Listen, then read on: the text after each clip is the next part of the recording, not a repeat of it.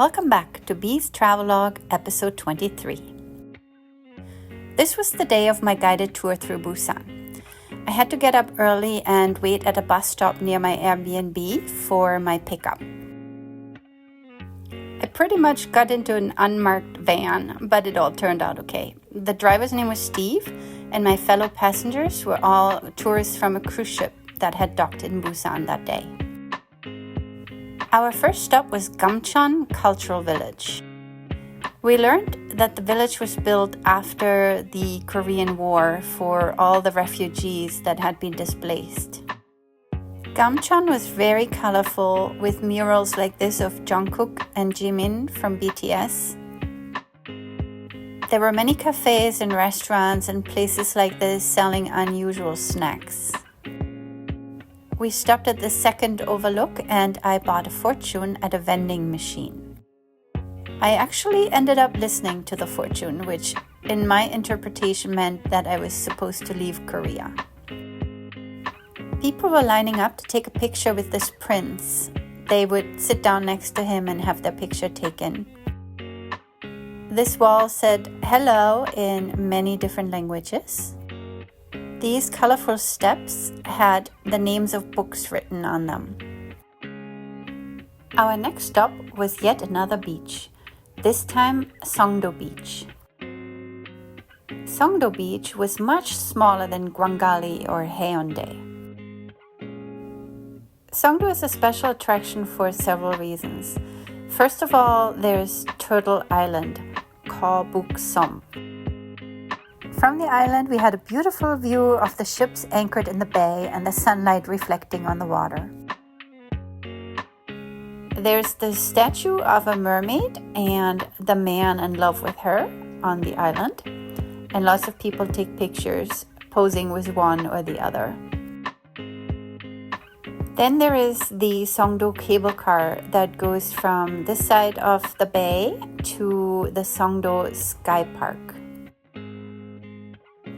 We only had about 45 minutes at Songdo, so I couldn't take the cable car, but I really wanted to come back one day and ride in this cable car. So actually, during my trip in October, I finally did that. The final attraction in Songdo is the Cloud Trail or Sky Bridge leading over the bay.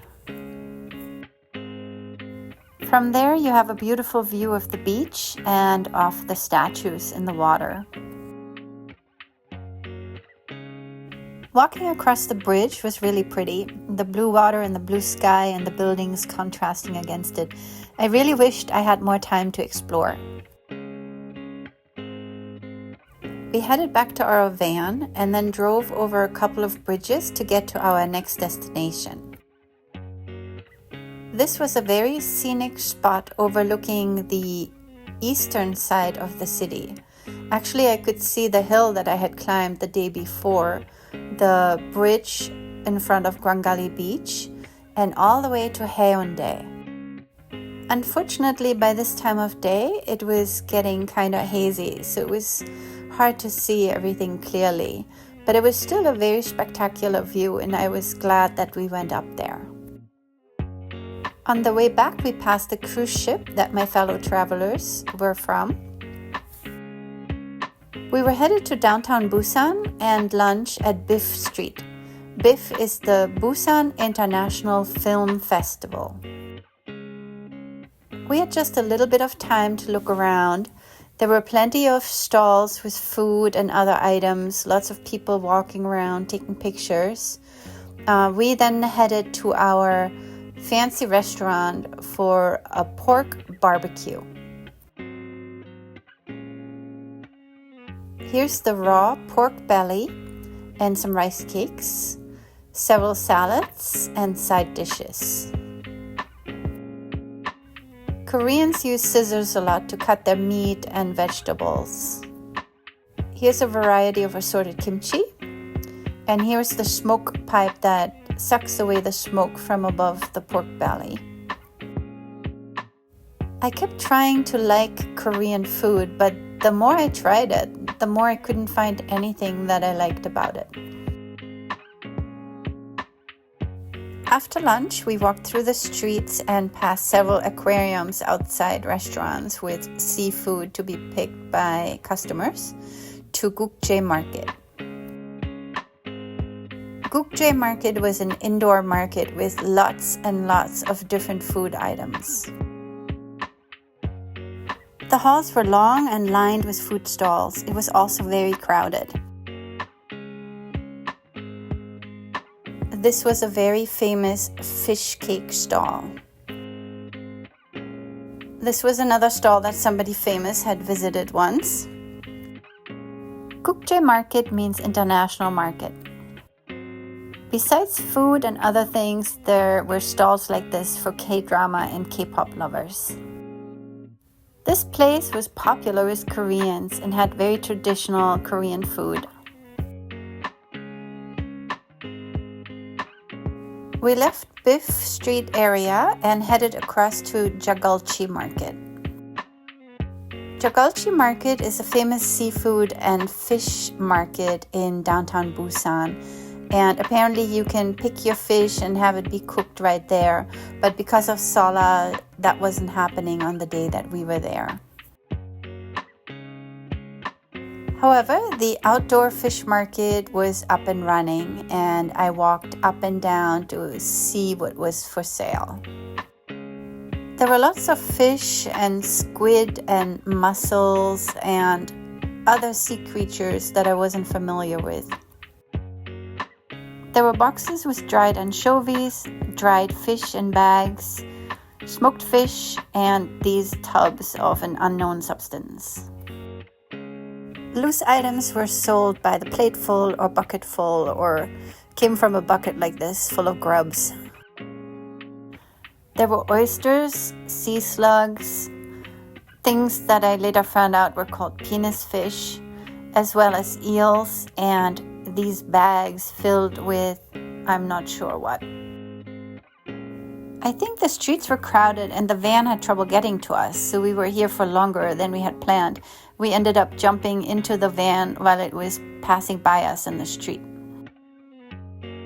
Our final stop of the day was Samgwangsa, a temple that was very pretty but not very old.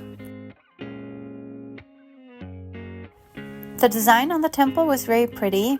We also had a very beautiful view of the city behind the temple buildings, and we heard the chiming of the Buddhist bell. We had stopped near the top of the temple and then worked our way down a pathway alongside the buildings. There were quite a few of them. It was very big, and the view of the mountains behind was spectacular.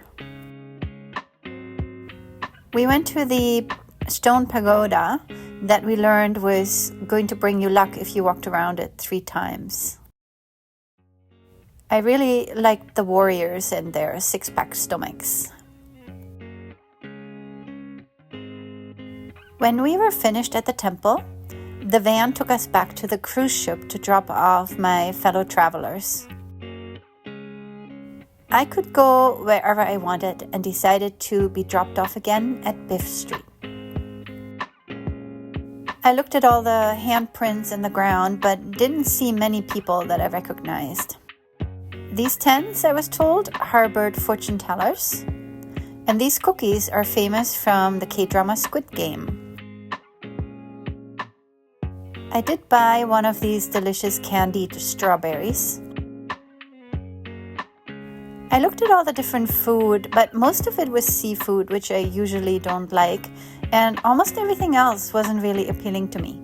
So I just kept walking and looking at the different items available. There were fresh fruit, suitcases and bags, hats, more K-drama items. There was a lot to look at and I was tempted to buy things, but because I didn't have much space in my backpack, it was really a good deterrent for me to not buy anything that I really didn't need. I kept walking through the market area and came to the downtown shopping district. Everything was still decorated in Christmas decor. I saw snowmen and Christmas trees and the lights above the streets. Everything made it feel like it was December when in fact it was February. By now, I was getting really hungry. When I saw some advertisements, first for BTS and then Lee Seung-gi, I discovered the Rolling Pasta Steakhouse. This place was weird. They first seated me at one table, then they seated me at the window, and then they asked me to move again. After dinner, I explored the shopping street a little bit more and discovered that from this side there was an escalator that went all the way to the bottom of Busan Tower. I didn't need to climb the stairs the first night. I watched this live concert for a little bit, and then I headed back to the main street and caught a bus back to my Airbnb. The view from the rooftop was amazing.